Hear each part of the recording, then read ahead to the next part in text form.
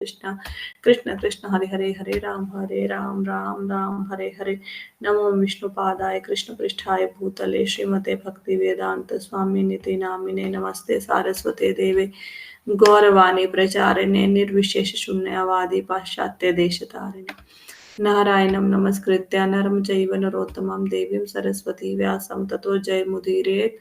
नष्टप्रायेषु भद्रेषु नित्यं भागवत सेवया भगवती उत्तम श्लोके भक्तिर्भवति नष्टके। ओम नमो भगवते वासुदेवाय। ओम नमो भगवते वासुदेवाय। ओम नमो भगवते वासुदेवाय। सबको आवाज आ रही है? Yes yes ma'am. ठीक है, okay. Just 1 minute, screen share कर दूं।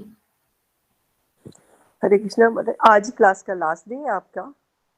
नहीं, कल भी करेंगे कथा, कल भी करेंगे, ठीक, कल भी करेंगे।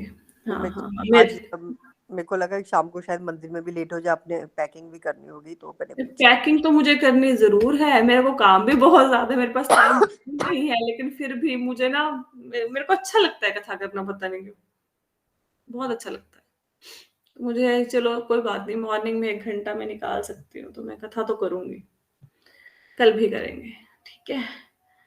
सो अभी हम करते हैं 4th चैप्टर पे थे, आई थिंक स्क्रीन मैंने शेयर कर दी है। पूजा है कॉल पे, आई थिंक उसने रिकॉर्डिंग पे लगा के छोड़ दिया है, राइट, ठीक है। Okay, so we are going to start. अच्छा, सबसे पहले तो आप सबको होली की बधाई, गौर पूर्णिमा की बहुत बहुत बधाई। आज चैतन्य महाप्रभु का बर्थडे है। ओके, गौर पूर्णिमा है, सबको पता है ये चैतन्य महाप्रभु का बर्थडे? Everybody knows? हाँ जी हाँ जी हाँ जी, अंजलि जी को पता, बाकियों को पता था ये बात? होली के बारे में पता है, होली चैतन्य महाप्रभु का बर्थडे के बारे में मालूम नहीं है। ओके, तो आज गौर पूर्णिमा है। गौर पूर्णिमा का मतलब क्या है कि आज चैतन्य महाप्रभु का जन्म दिवस है।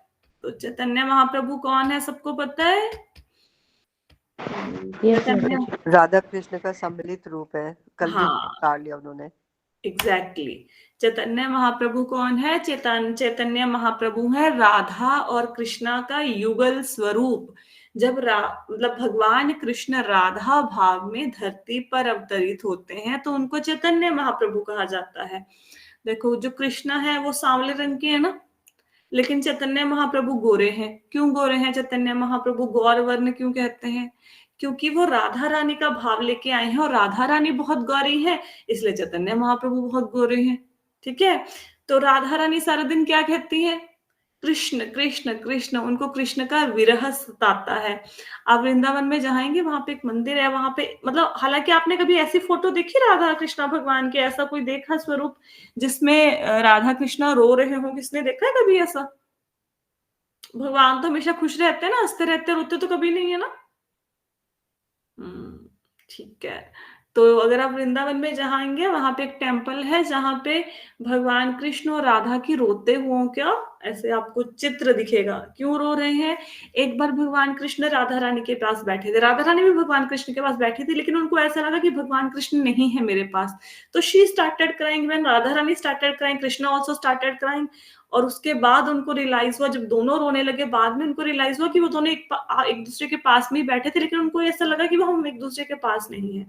तो विरह भाव में है राधा रानी हमेशा। जो गोपियां हैं वो विरह भाव में है भगवान कृष्ण के। जो चैतन्य महाप्रभु हैं वो भी विरह भाव में है, वो हमेशा कृष्णा कृष्णा करके कृष्ण को ढूंढते रहते हैं। तो चैतन्य महाप्रभु का जन्म कब हुआ? आज से 500 ईयर्स अगो। तो 4 से 500 साल पहले चैतन्य महाप्रभु का यहाँ पे अवतार हुआ। और चैतन्य महाप्रभु जैसे बाकी जो अवतार हैं, मेरा मन था आज मैं मतलब गौर पूर्णिमा पे भगवान की कथा करूं, लेकिन मैंने लेक्चर ना प्रिपेयर नहीं किया, लेकिन थोड़ा थोड़ा तो मैं आपको जरूर बताऊंगी। अब बाकी जब अवतार होते हैं ना, भगवान दुष्टों का नाश करने के लिए आते हैं। जैसे राम अवतार में भगवान ने रावण का संहार किया, कृष्ण अवतार में कंस का, बाकी दुष्टों का संहार किया, नरसिंह देव बन के आए तो हिरण्यकश्यप का वध किया, और मत्स्य अवतार लिया भगवान ने तो रक्षा करी। उसके बाद मत्स्य अवतार में किसका किया था? हयग्रीव था वो, कौन था मत्स्य अवतार में? हाँ, हयग्रीव ही था ना, इसको मारा था।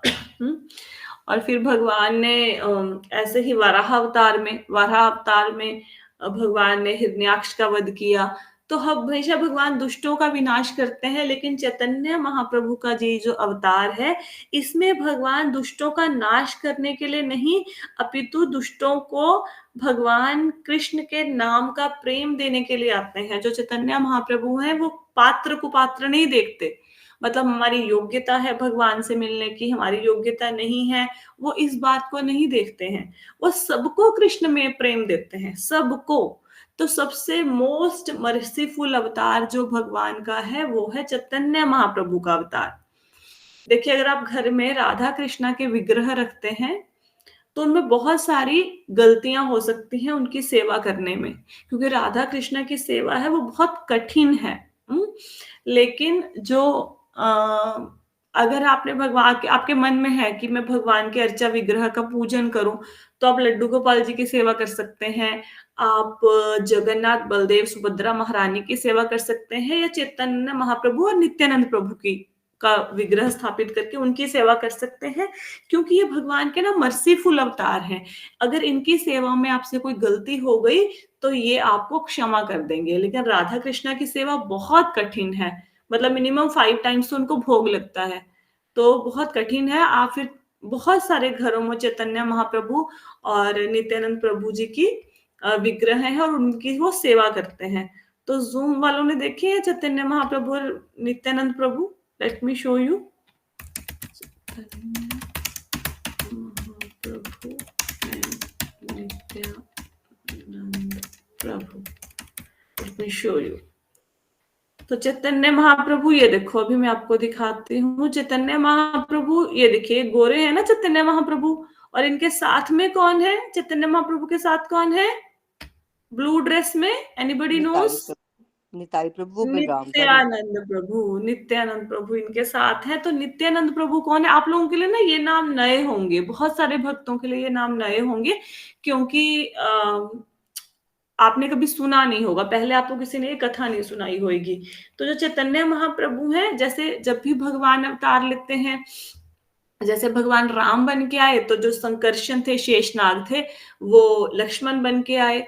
जब भगवान कृष्ण बन के आए तो जो संकर्षण है वो क्या बन के आए? बलराम। तो ये भगवान के जो शेषनाग जी भगवान को कभी भी छोड़ते नहीं है। तो जब भगवान चैतन्य महाप्रभु बन के आए तो जो शेषनाग जी हैं, संकर्षण है, वो किस रूप में अवतरित हुए? नित्यानंद प्रभु के रूप में। तो चैतन्य महाप्रभु राधा कृष्णा का युगल स्वरूप है, और नित्यानंद प्रभु जो है वो बलराम जी कह सकते हैं उनको। चैतन्य महाप्रभु राधा कृष्णा और नित्यानंद प्रभु जो है वो बलराम जी हैं। और अगर आपको भगवान के पास जाना है, भगवान के धाम में जाना है, तो हमें नित्यानंद प्रभु के थ्रू चैतन्य महाप्रभु से प्रार्थना करनी चाहिए। चैतन्य महाप्रभु को भी डायरेक्टली अप्रोच नहीं कर सकते, तो नित्यानंद प्रभु जो है उनके थ्रू भगवान को प्रार्थना करनी चाहिए, चैतन्य महाप्रभु को, फिर हम भगवान की प्राप्ति कर सकते हैं। तो आज इनका जन्म दिवस है। माता जी, जो गौरनी ताई है वो अलग है ना? गौरनी ताई नहीं, गौरनी ताई अलग नहीं है, इन्हीं का नाम गौरनी ताई है। नहीं, एक वो जो माता जी दो थे ना, वो जो जिनको महाप्रभु भक्ति में लेके आए थे, वो दो कौन? तो जगाई मधाई थे, जगाई मधाई किया था। बट गौर निताई ये चैतन्य महाप्रभु नित्यानंद प्रभु ही है गौर निताई, है ना? जो हम बोलते हैं ना, नित्य गौर हरि बोल, बोलते हैं ना, गौरा गौरा गौर हरि, तो इन्हीं को बोलते हैं वो। निताई गौरांगा, निताई गौरांगा, निताई गौरांगा गौर हरे, तो इन दोनों को बोलते हैं, राइट? बहुत सुंदर भगवान का आज कीर्तन होने वाला है मंदिर में। होली की तो सेलिब्रेशन होएगी, कीर्तन बहुत सुंदर होएगा और महाप्रभु का अभिषेक होगा, तो you must not miss it. आप सब लोगों को ये जरूर अटेंड करना चाहिए। इस्कॉन की होली तो वैसे ही बहुत फेमस है, और भगवान के आपको दर्शन भी होंगे, अभिषेक में भी आप पार्टिसिपेट कर सकते हैं। ठीक है, तो यू मस्ट कम, आपको आना चाहिए। और जो भगवान का ये अभिषेक देखता है उसके कितने ही जन्मों के पाप नष्ट हो जाते हैं। जो नहीं आ सकते एटलीस्ट आप यूट्यूब पे देखिए, बट अगर मंदिर में आ सकते हैं तो मंदिर में जरूर आके देखिए आप। दर्शन कीजिए भगवान। माता जी आज 5 के बजे शुरू हो जाएगा अभिषेक, माता 5 जी, one by one, dress one by बनाई है ना, वन। हाँ जी, अंजलि जी हर्षिता, क्या कह रहे हो आप? जो ड्रेस बनाई है ना वो हम सब डिवोटीज ने मिलके बनाई है। कि हम्म, स्टिच तो बाजार से करा ली, जो उसके ऊपर वर्क है, हाँ एक एक हाँ। कुंदन, एक एक लोटस हमने ग्लिटर्स चिपका चिपका के बनाए। कितने दिन हमको लगे हैं। देखो अंजलि, माता जी को कितनी अच्छी सेवा मिली। इसको भगवान की डायरेक्ट सेवा मिलना कहते हैं। डायरेक्ट सेवा क्या होती है कि भगवान की प्रत्यक्ष रूप से सेवा करें हम। जैसे हमारे माता पिता हैं, अगर हम उनके चरण दबाते हैं, उनको खाना खिलाते हैं, उनके कोई वस्त्र क्लीन करते हैं, तो ये डायरेक्ट सेवा होगी ना माता पिता की। तो जो अंजलि माता जी ने, इन्होंने आज भगवान के लिए, मतलब इन्होंने और बहुत सारे भक्तों ने मिलकर ड्रेस बनाई है। वो हैंडमेड ड्रेस है। फूलों की ड्रेस बनाई है ना माता जी आपने? नहीं, आज हमने मोतियों की कुंदन वर्क की, फूलों की हमने बसंत वाले दिन बनाई थी। अच्छा, तो मोतियों और कुंदन वर्क की इन्होंने ड्रेस बनाई है। और वो जो मोती और कुंदन वर्क की ड्रेस इन्होंने बनाई है वो बाजार से खरीदी नहीं गई है, वो उन्होंने हैंडमेड बनाई है, जिसमें बहुत दिन, जब भगवान की ड्रेस रेडी की जाती है ना, तो सच में उसमें बहुत दिन लगते हैं। आप अगर यूट्यूब पे या नेट राधा पे रानी देखोगे। की स्कर्ट को बहुत दिन लगे, बड़ा मजा आया बना के। और हार भी बहुत सुंदर है जो हम कल बना के आए। कल उनको 5 घंटे लगे हार बनाने में। देखो कितनी सेवा भक्तों को मिली हुई है, कितनी सेवा। धन्य है ऐसे भक्त, देखो 5-5 घंटे भगवान की सेवा कर रहे हैं। तो उन्होंने 5 आवर्स लगा के भगवान के लिए हार रेडी किया, राधा रानी की ड्रेस बनाई, भगवान कृष्ण की, सबकी, जगन्नाथ जी, सुभद्रा, बलदेव जी की ड्रेसेस बनाई। तो यू मस्ट हैव दर्शनम। जिन ड्रेसेस को बनाने में भक्तों के इतने दिन लगते हैं, महीने लगते हैं, तो कम से कम हम उनके जाके दर्शन तो कर ही सकते हैं ना। तो must must you must go. चाहे कोई भी घर का काम हो, उसको छोड़ो और मंदिर में दर्शन करने जाओ। पक्का जाना सब लोग। मैंने रथ यात्रा की भी महिमा आप लोगों को बताई थी। चलो, रथ यात्रा में अगर कोई भक्त किसी कारणवश नहीं भी शामिल हो सके, तो मंदिर में तो आज जरूर आना है। और जो फोन पे सुन रहे हैं उन लोगों के लिए भी, जो मतलब लुधियाना से हैं, जो किसी और सिटी से हैं, उनको तो मैं कुछ नहीं कह सकती, लेकिन अगर आप लुधियाना में रहते हैं तो पक्का आज मंदिर आइए, पक्का। बहुत ही सुंदर कीर्तन होता है, बहुत ही अच्छा प्रसादम होगा वहां पे। You must come, right. हाँ जी, माता पूनम जी माता मैं जी ये आप क्या पूछ कह रही रहे थे, बताइए। मैं ये पूछ रही थी भी 5 बजे अभिषेक शुरू हो जाएगा, 5 नहीं बजे? नहीं, 5 बजे सबसे पहले तो कीर्तन होता है वहां पे। ठीक है, एकदम हाँ से जी। अभिषेक नहीं शुरू होएगा, अभिषेक में टाइम लगेगा, बट यू रीच एट 5, आप 5 बजे पहुंच जाइए। जी माता जी। ठीक है। पूनम जी, हम मुझे भी मिलिएगा आप। हाँ जी, मैं आपको मिलूंगी। मैं आज यही सोच रही थी कि अंजलि माता जी को जरूर मिलना। और मैंने आपसे माता जी पूछना था, आप किधर से आते हो? ये मैं अंजलि, आती हूँ साउथ इनका सिटी रास्ता से। अलग है ये ना पूनम माता जी। आपके यहाँ इधर से नहीं जाते, ये जाते हैं उधर से, साउथ सिटी वाली साइड से जाते हैं। नहीं नहीं, बस मतलब यही पता करना था। साउथ मतलब हमारे नियर अबाउट ही रहते हैं ना, फिरोजपुर रोड पे, यही हाँ हाँ हाँ, जानना था। साउथ हाँ सिटी से जी, आते हैं। थैंक यू माता जी। तो सब लोग आना भाई, मैंने सबको इनवाइट कर लिया है। फूलों की होली होगी आज मंदिर में, भगवान के दर्शन होंगे, अभिषेक होगा, प्रसादम होगा, राइट। सो और तो कोई प्रश्न नहीं है, कथा शुरू करें। ओके, तो 4th चैप्टर पे है हम। दूसरे स्कंध का 4था अध्याय, जिसका है नाम सृष्टि का प्रक्रम। सृष्टि कैसे बनी। सूत उवाच। सूत गोस्वामी ने कहा, सुखदेव गोस्वामी से आत्मा के सत्य के विषय में बातें सुनकर उत्तरा के पुत्र महाराज परीक्षित ने आस्था पूर्वक अपना ध्यान भगवान कृष्ण में लगा दिया। इसका मतलब क्या है कि अब कथा कहाँ हो रही है? नैमिषारण्य में। कितने लोग कथा सुन रहे हैं? 88,000 ऋषि कथा सुन रहे हैं। कौन कथा सुना रहे हैं? सूत गोस्वामी। सूत गोस्वामी। और जो ऋषि हैं उनके हेड कौन है? शौनक मुनि। जैसे 88,000 ऋषि इकट्ठा बोलना शुरू कर देंगे तो फिर कैसे कथा सुनाई देगी। तो उनके हेड है, जैसे क्लास में मॉनिटर होता है, शौनक मुनि, वो ऋषियों को रिप्रेजेंट कर रहे हैं। और कौन सी कथा सुना रहे हैं? जो सुखदेव गोस्वामी ने परीक्षित महाराज को सुनाई थी। परीक्षित महाराज कौन है? अर्जुन के पोते हैं परीक्षित महाराज। ठीक है। अब सूत गोस्वामी जी से ने पिछले अध्याय में संतों ने क्या प्रार्थना करी थी, जो वहां पे ऋषि बैठे हैं, उन्होंने बोला कि हमें भगवान कृष्ण की कथाएं सुनाते रहिए। जो भगवान कृष्ण की कथा नहीं सुनते हैं उनकी तुलना पशुओं से की गई थी, और उनका सारा जीवन, उनके शरीर के सारे अंग व्यर्थ हैं जो भगवान की सेवा में नहीं लगते। और उनको बोला सूत गोस्वामी जी को कि हमें जितनी कथा आपने सुनी वहां पे, जब परीक्षित महाराज जी को सुखदेव गोस्वामी ने सुनाई, वो सारी बातें हमें सुनाइए, क्योंकि हमारे कान तृप्त नहीं हो रहे भगवान की कथा सुनते सुनते। तो सूत गोस्वामी जी कहते कि ठीक है, मैं आगे सुनाता हूँ। तो सूत गोस्वामी जी ने कथा सुनानी शुरू करी। कहते जब सुखदेव गोस्वामी जी ने परीक्षित महाराज को सब बता दिया कि कृष्ण ही भगवान है, कैसे भगवान से मिल सकते हैं, सद्य मुक्ति, क्रम मुक्ति, सबका वर्णन कर दिया, तो परीक्षित महाराज ने बड़े श्रद्धा भाव से भगवान कृष्ण के चरण कमलों में अपना ध्यान लगा लिया। जैसे कितना कुछ सुनने के बाद अभी आप सब लोगों का भी भगवान के ऊपर थोड़ा सा विश्वास, थोड़ी सी श्रद्धा और बढ़ी है ना। जैसे पहले भक्ति करते थे उसमें थोड़ी भक्ति बढ़ी है, तो इसलिए उन्होंने श्रद्धा पूर्वक अपना ध्यान भगवान कृष्ण के चरणों में लगा दिया। अब कहते भगवान कृष्ण का भक्त बनने के लिए दो चीजों का होना बहुत जरूरी है। एक तो भक्तों के परिवार में जन्म हो, और दूसरा प्रामाणिक गुरु से हमें दीक्षा मिल जाए। तो परीक्षित महाराज में दोनों क्वालिटीज थी। उनका जन्म भक्तों के परिवार में हुआ, पांडव बहुत बड़े भगवान के भक्त थे, और उनके गुरु कौन? सुखदेव गोस्वामी। सुखदेव गोस्वामी महाभागवत है ना। तो दोनों चीजें उनके जीवन में आ गई थी, परीक्षित महाराज के जीवन में। और जो हम, जैसे हमें ऐसा लगे ना, कई बार ऐसा होता है किसी का जन्म भगवान के भक्तों के परिवार में नहीं भी हो, लेकिन भक्तों की संगति से फिर उनका उद्धार हो जाता है। ठीक है, प्रमाणिक गुरु को धारण करने से, भक्तों की संगति से। अब हम लोग ये सोच सकते हैं कि परीक्षित महाराज तो बड़े भाग्यशाली थे, उनका जन्म तो पांडवों के परिवार में हो गया, हम लोगों का तो नहीं हुआ, है ना। लेकिन हम लोगों को बहुत अच्छी चीज मिली है, कौन सी? भक्तों का संग।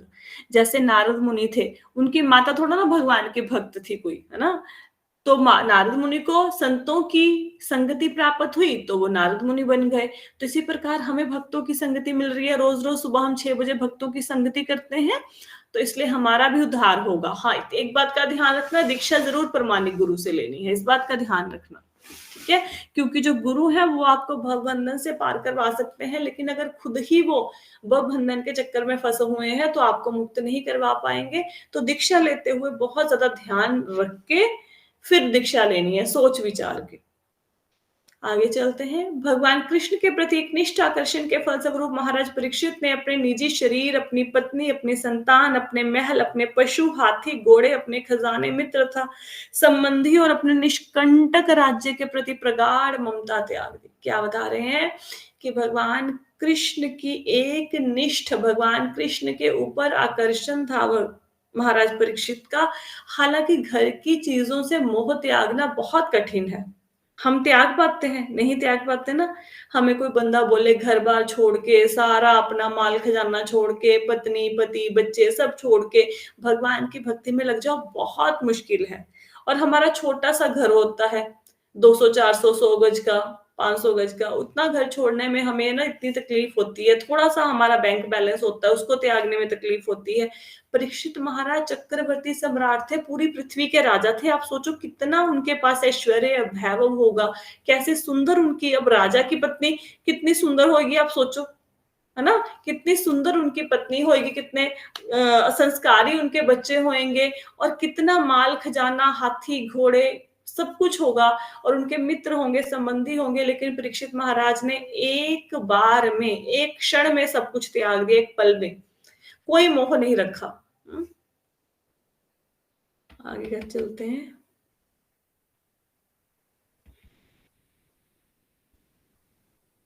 हे महर्षियों, आगे कहते हैं, हे महर्षियों, महात्मा महाराज परीक्षित ने भगवान कृष्ण के विचार में निरंतर लीन रहते हुए अपने मृत्यु को आसन्न जानकर सारे सकाम कर्म अर्थात धर्म के कार्य, आर्थिक विकास तथा इंद्रिय तृप्ति त्याग दिए और कृष्ण के लिए सहज प्रेम में अपने को दृढ़ता से स्थिर कर लिया। तब उन्होंने इन सारे प्रश्नों को उसी तरह पूछा जिस तरह तुम सब मुझसे पूछ रहे हो। तो क्या कह रहे हैं यहाँ पे सूत गोस्वामी, जो राजा होता है, अब देखो हम एक सामान्य गृहस्थी हैं, हमें बहुत से काम करने पड़ते हैं ना, घर का काम करना है, बच्चों को पढ़ाना है, बच्चों को स्कूल छोड़ के आना है, लेके आना, तो छोटे-छोटे से काम हैं हमारे, उसमें हमारा सारा जीवन निकल जाता है। जब परीक्षित महाराज राजा हैं, तो उनको तो बहुत बड़े-बड़े काम होते होंगे, है ना? जैसे हमारे जो काम है, उनकी तुलना मोदी जी के काम से थोड़ा ना कर सकते हो। उन्होंने तो बड़े-बड़े काम करने हैं, हमारा क्या काम है? घर के लोगों को नाश्ता देना है। लेकिन राजा का काम ये नहीं होता, राजा ने बड़े-बड़े काम करने होते हैं। तो महाराज परीक्षित कोई ऐसा नहीं था कि वो बड़े हम क्या कहें उनके पास बहुत समय था, नहीं, उनको राजपाट के कामों से समय ही नहीं मिलता था। उनको अपने राजपाट चलाना होता था, और उनको बहुत सारे धार्मिक कार्य भी करने होते थे। कहने का मतलब है जो राजा होते हैं उसको बहुत सारे यज्ञ करने होते हैं, है ना? हवन, पूजन इत्यादि, ब्राह्मणों की रक्षा करना, दान इत्यादि देना, है ना? और उनको अपने राज्य को बढ़ाना भी होता है, राज्य की सीमाओं को।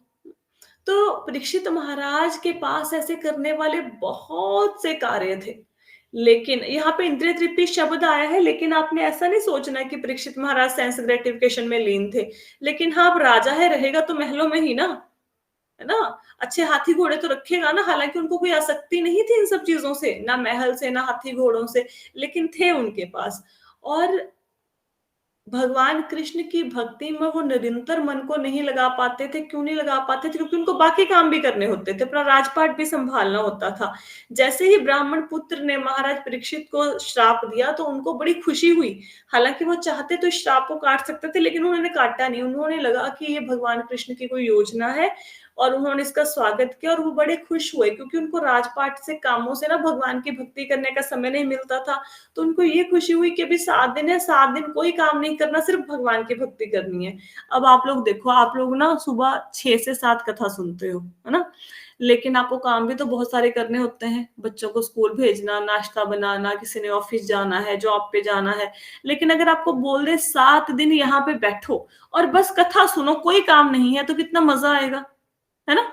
चलो हम उनके जैसे नहीं भी हैं, हमें परीक्षित महाराज सुखदेव गोस्वामी ने तो बिना खाए पिए, बिना सोए कथा सुनी। चलो सपोज करो हमारे लिए खाने पीने सोने की व्यवस्था हो, हमें बोले कि 4 घंटे की कथा सुबह सुननी है, 4 घंटे की कथा शाम को सुननी है, काम कोई नहीं करना, खाना आपको मिल जाएगा, तो कितना आनंद आएगा, आएगा ना? और कोई बंदा बोले कि इसके लिए आपको घर से हफ्ते की छुट्टी लेनी पड़ेगी, तो आप ले लोगे ना खुशी खुशी। कथा कथा से अच्छा आनंद किसमें आता है ना? तो परीक्षित महाराज इसी प्रकार खुश हो गए कि ये श्राप नहीं है, तो वरदान है, इससे तो मैं भगवान की भक्ति में लग पाऊंगा। तो भक्तों के भी जीवन में जब भी कोई दुख आया, आप ये मत सोचो भगवान ने दुख दे दिया, दुख दे दिया। उस दुख के अंदर भी भगवान का कोई ना कोई गूढ़ रहस्य छुपा होता है। तो दुख को भी भगवान की कृपा समझ के ही स्वीकार करना चाहिए। और सुख आए तो भगवान को ये प्रार्थना करनी चाहिए थी कि भगवान मैं इस सुख के काबिल नहीं हूं, मैं तो इतना पापी हूं, आपकी कृपा से मुझे सुख मिला है। और जितना अधिक से अधिक समय आप कथा को, कीर्तन को, जाप को देंगे, एक बात जिंदगी में ना हमेशा याद रखना, भगवान कभी भी आपके साथ ना ऐसा नहीं है कि मैंने सब कुछ छोड़ के भगवान की भक्ति में अपने जीवन को लगा दिया और भगवान मेरे साथ कुछ गलत करेंगे, नहीं। भगवान आपके कार्यों को अपने सिर पे ले लेते हैं, भक्तों के कार्यों को, है ना? जैसे मैंने अंजलि माता जी ने ना एक बार मुझसे मैसेज किया है कि भाई व्योम के एग्जाम चल रहे होंगे, आप कथा में इतना समय लगाते हैं, आपको उसके ऊपर भी थोड़ा ध्यान देना चाहिए। तो अभी मैंने अंजलि माता जी को व्योम का रिजल्ट भेजा, है ना? जिस दिन रिजल्ट आया सबसे पहले फोटो मैंने माता जी को भेजी, शी वाज वरीड अबाउट व्योम ना। तो अंजलि माता जी ने देखा होगा कि व्योम ने लास्ट सेमेस्टर से भी अच्छा परफॉर्म किया। जब सितंबर का मंथ था तब मैं उसको पढ़ाती होती थी, पढ़ाने पे ज्यादा ध्यान था, कथा पे ज्यादा ध्यान नहीं था, तो उस समय अच्छे नंबर नहीं आए। मैंने उस समय में उसको पढ़ाना छोड़ के कथा करनी शुरू कर दी, तो मार्क्स अपने आप ही ऊपर हो गए। हालांकि मैंने इस बार मेहनत कम की और मार्क्स अच्छे आ गए। अंजलि माता जी ने अपने रिजल्ट देखा ना व्योम का? हाँ, तो मैंने अच्छा आया ना? पेशेंस। हाँ, तो हमें लगता है कि अगर हम लोग ना भगवान का, हम अपना घर का काम छोड़ के भगवान की कथा में थोड़ा समय देंगे, जाप में कथा समय देंगे, तो हमारे काम का नुकसान हो जाएगा। नहीं, कोई नुकसान नहीं होगा, बल्कि आपके काम में, अगर आप बिजनेस करते हैं और आप भगवान की कथा को, कीर्तन को समय देंगे, आपका बिजनेस फ्लरिश करेगा, आपका बिजनेस ग्रो करेगा। आपकी जॉब में आप अच्छे से परफॉर्म कर पाओगे अगर भगवान की भक्ति करते हो। आप घर के कामों को अच्छे से कर पाओगे अगर भगवान की भक्ति करते हो। भक्ति आपको आलसी नहीं बनाती, भक्ति तो आपको अच्छे से काम करना सिखाती है। अब बेबी माता जी ने शायद ज्वाइन किया, पता ही नहीं किया, बेबी जी इज देयर। हाँ, तो बेबी जी आप बताओ, आपने कथा सुननी शुरू कर दी, आपके स्कूल में परफॉर्मेंस डाउन हुई क्या? Yes, in every aspect, I have some improvement, ma'am. Every aspect, not right, only in my work, everywhere. है ना? तो अच्छा हुआ ना, काम बुरा तो नहीं हुआ ना, ऐसा तो नहीं है ना सुबह सुबह कथा सुननी शुरू कर दी और स्कूल में डांट पड़नी शुरू हो गई आपको, ऐसा तो No, नहीं हुआ ना? no, never. राइट, तो देखो भगवान की कथा सुनने से जीवन में आपकी प्रोग्रेस होगी, आप पीछे नहीं जाएंगे। राइट, आगे चलते हैं। महाराज परीक्षित ने कहा, हे विद्वान ब्राह्मण, एक मिनट, राजोवाच। महाराज परीक्षित ने कहा, हे विद्वान ब्राह्मण, आप भौतिक दूषण से रहित होने के कारण सब कुछ जानते हैं, अतएव आपने मुझसे जो भी कहा है वह मुझे पूर्ण रूप से उचित प्रतीत होता है। आपकी बातें क्रमशः मेरे ज्ञान रूपी अंधकार को दूर कर रही हैं, क्योंकि आप भगवान की कथाएं कह रहे हैं।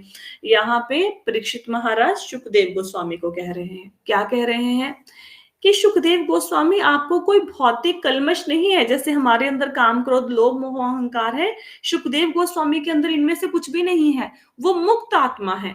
और कहते हैं कि आप सब कुछ जानते हो। आपको वर्तमान, भविष्य काल, भूतकाल सबका पता है, और अब भगवान के विषय में बहुत कुछ, हालांकि भगवान के विषय में पूर्ण रूप से कोई भी नहीं जान सकता। जब शिव जी और ब्रह्मा जी नहीं जान सके, तो हम जैसे लोग क्या जानेंगे। लेकिन फिर भी परीक्षित महाराज सुखदेव गोस्वामी से कह रहे हैं कि आप सब कुछ जानते हो। ऐसा क्यों कहा? हालांकि भगवान के विषय में जानना बहुत कठिन है, लेकिन जिन भक्तों के ऊपर भगवान की कृपा हो जाए तो भगवान अपने बारे में सब कुछ उनको जना देते हैं, उनको पता लग जाता है भगवान के विषय में। जैसे अर्जुन के लिए भगवान का विराट रूप देखना संभव नहीं था, लेकिन जब भगवान ने दिव्य दृष्टि दी तो अर्जुन भगवान को देख पाया।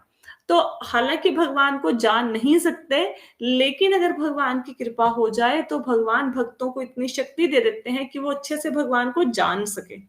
तो सुखदेव गोस्वामी जी के पास वो शक्ति है भगवान को जानने की। तो कहते हैं कि आप सब कुछ जानते हो, जो भी आपने अब तक मुझे बोला वो मुझे बिल्कुल सही लग रहा है। तो सुखदेव गोस्वामी जी से जो प्रश्न पूछे थे कि मरणासन व्यक्ति का क्या कर्तव्य है, इंसान को क्या सुनना चाहिए, क्या नहीं सुनना चाहिए, क्या इंसान की ड्यूटी है, क्या करना चाहिए, क्या नहीं करना चाहिए, इन सब बातों को अगर हम सार निकालें, अब परीक्षित महाराज को सुखदेव गोस्वामी ने इन सब सारी बातों का उत्तर दे दिया जो जो उन्होंने प्रश्न किए थे। इन बातों का सार क्या निकल के आया है कि हम भगवान के दास हैं, हमें जीवन मिला है भगवान की भक्ति करने के लिए, और भक्ति करके भगवान के धाम में जाना है, कथा सुननी है, कीर्तन करना है, दैट्स इट। बस इतना ही सारी बातों का कंक्लूजन है, ठीक है, सार है। तो कहते जो आपकी बातें हैं, परीक्षित महाराज को कह रहे हैं सुखदेव गोस्वामी को कि वो अज्ञान के अंधकार को दूर करने वाली हैं। क्योंकि आप भगवान की कथाएं कह रहे हैं। अब हमारे अंदर भी तो बहुत सा ज्ञान था ना, जैसे जैसे हम कथा सुनते जा रहे हैं, आप में से किसी ना किसी को ये अनुभव जरूर हुआ होगा कि हमारा ज्ञान बढ़ता जा रहा है। जैसे जैसे कथा आगे चलती जा रही है, हमारा ज्ञान भी आगे बढ़ता जा रहा है, बढ़ता जा रहा है ना। जो हमारे मन में अज्ञान था, जो इग्नोरेंस थी, उसको नॉलेज ने खत्म कर दिया, है ना। तो जैसे जैसे कथा आगे चलेगी हमें और ज्ञान होता जाएगा।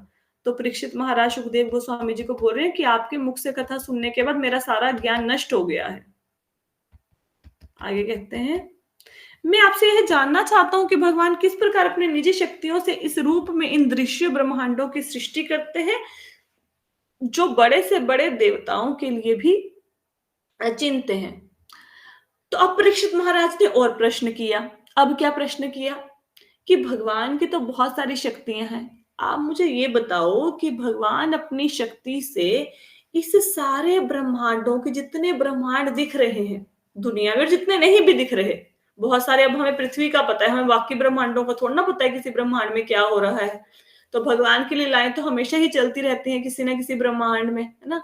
तो जो ब्रह्मांड की इतने, भगवान अपनी शक्तियों के द्वारा, परीक्षित महाराज पूछ रहे हैं सुखदेव गोस्वामी से, इतने सारे ब्रह्मांडों की सृष्टि करते कैसे हैं, है ना। और बड़े से बड़े देवता भी उनके विषय में नहीं जान पाते। आप कृपा करके मुझे समझाइए कि भगवान ने किस प्रकार सृष्टि की रचना करी अपनी शक्तियों से, ये उनका प्रश्न है। हालांकि परीक्षित महाराज भगवान के भक्त थे, उनको ये बातें पता थी, लेकिन फिर भी वो सुखदेव गोस्वामी से सुनना चाहते हैं ये। अब हमें जैसे पता क्या है, जिस बंदे ने भागवतम नहीं पढ़ी, उनको कैसे समझेंगे आप? उनको पता क्या लगता है कि सृष्टि की रचना ऐसे ही होगी। जिसने साइंस पढ़ी, वो बिग बैंग थ्योरी पढ़ी होगी, वो बोलेगा सृष्टि की रचना कैसे हुई? एक बड़ा सा अंडा था, वो फूट गया, फिर वहां से सृष्टि की रचना हुई।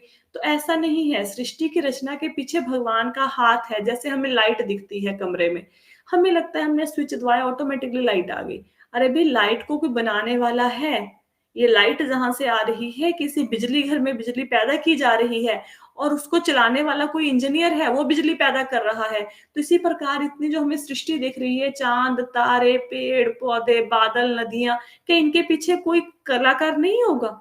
किसी ना किसी ने तो ये सब बनाया होगा ना, वही भगवान है। तो वो ये सब कुछ बनाते कैसे हैं, उसके विषय में पूछ रहे हैं।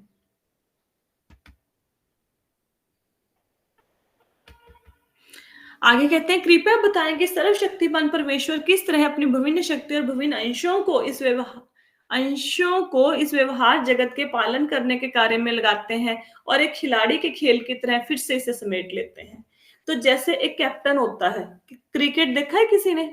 क्रिकेट में एक कैप्टन होता है, बाकी खिलाड़ी होते हैं। तो कैप्टन सब लोगों को काम पे लगाता है, तुम बॉलिंग करो, तुम फील्डिंग करो, ये करो।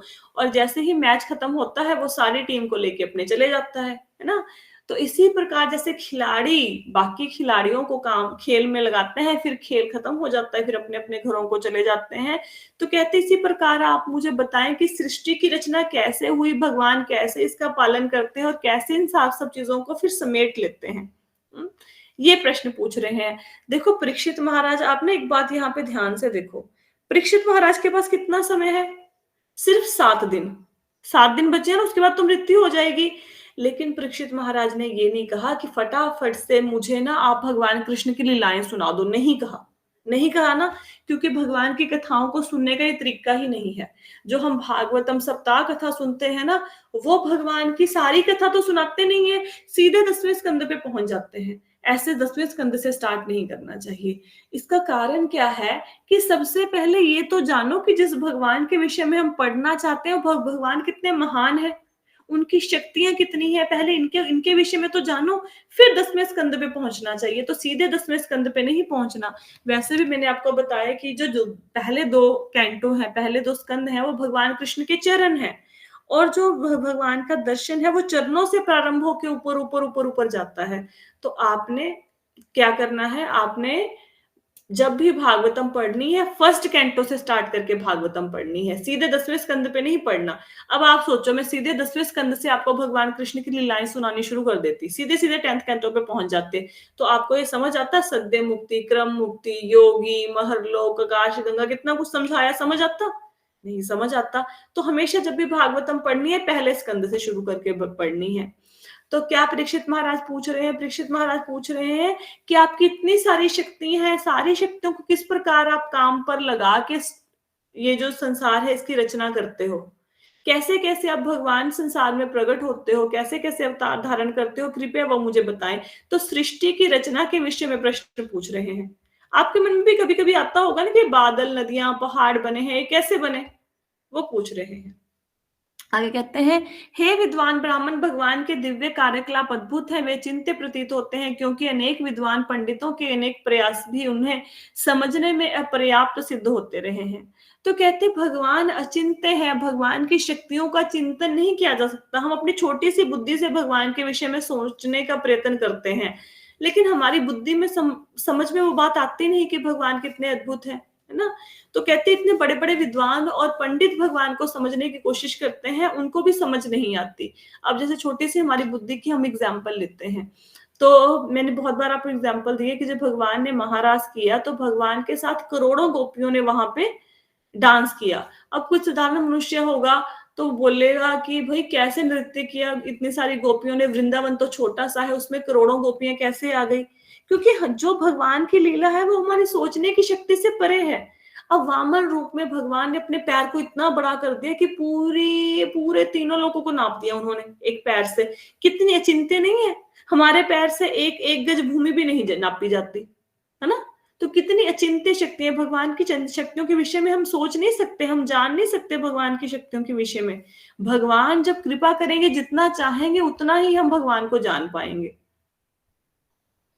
आगे कहते हैं, पूर्ण पुरुषोत्तम भगवान एक है, चाहे वे प्रकृति के गुणों से अकेले कर्म करें या एक साथ कई रूपों में विस्तार करें। ये हम कल करेंगे क्योंकि 650 हो गए हैं ना, ये थोड़ा समझने वाला श्लोक है, ये कल करेंगे। ठीक है जी, अभी तक की क्लास में किसी को कोई प्रश्न है तो पूछ सकते हैं। कोई क्वेश्चन, कोई डाउट नहीं है? मैं समराइज करती हूँ क्लास को। तो आज की क्लास में क्या विषय था? आज की क्लास में परीक्षित महाराज प्रश्न कर रहे हैं सुखदेव गोस्वामी से। पहले तो उन्होंने जितनी भी सुखदेव गोस्वामी की बातें सुनी उसके द्वारा उनके मन में भगवान के प्रति श्रद्धा बढ़ गई। फिर उन्होंने सुखदेव गोस्वामी जी का धन्यवाद किया कि उन्होंने इतनी सुंदर कथा उनको सुनाई। फिर उनको कहते हैं कि अब मैं जानना चाहता हूँ कि जो सारी सृष्टि है ये कैसे बनी, भगवान ने किस प्रकार अपनी शक्तियों से सृष्टि की रचना कर दी। कहते हालांकि भगवान के विषय में जानना सब लोगों के लिए पॉसिबल नहीं है, बड़े बड़े पंडित भी चक्कर खा जाते हैं। कहते लेकिन हाँ, जिसके ऊपर भगवान की कृपा हो वो सब कुछ जानते हैं भगवान के विषय में। और आपको सब कुछ पता है, सुखदेव गोस्वामी को कह रहे हैं कि भगवान के विषय में, तो कृपया मुझे ये ज्ञान दे। तो अभी हम सृष्टि की रचना कैसे हुई ये पढ़ेंगे। ठीक है, और कोई क्वेश्चन, कोई डाउट? अच्छा, जिन लोगों ने आज फास्टिंग करनी है मैं उनको बता देती हूँ, जो इस्कॉन के डिवोटी हैं, जो इस्कॉन को मानते हैं, इसको फॉलो करते हैं, तो गौर पूर्णिमा पे हम लोग व्रत रखते हैं। व्रत ये निर्जला व्रत होता है, ये शाम तक व्रत होता है, अप्रोक्सीमेटली 7 o'clock तक, जब तक चंद्रमा दिखाई नहीं देता। ऐसे चांद देख के व्रत नहीं खोलते, वैसे ऐसे कहते हैं, मुहूर्त होता है वो एक। ठीक है, उसके बाद एकादशी प्रसादम आप ले सकते हो। निर्जला व्रत करना होता है, आपसे निर्जला नहीं हो रहा तो आप कुछ लिक्विड वगैरह ले लो। ठीक है, कुछ दूध इत्यादि। फिर भी नहीं हो रहा तो फल खा लो, फिर भी नहीं हो रहा तो एकादशी प्रसादम भी कई लोग ले लेते हैं। तो आज गौर पूर्णिमा है, तो जो इस्कॉन को मानते हैं उन्होंने आज व्रत रखना है इवनिंग तक, और इवनिंग के बाद एकादशी प्रसादम ही लेना है, अन्न नहीं खाना। ठीक है, क्लियर है? ठीक है, आज की कथा को यहाँ पे विश्राम दे। हरे कृष्णा। हरे कृष्णा। हरे कृष्णा। हरे कृष्ण।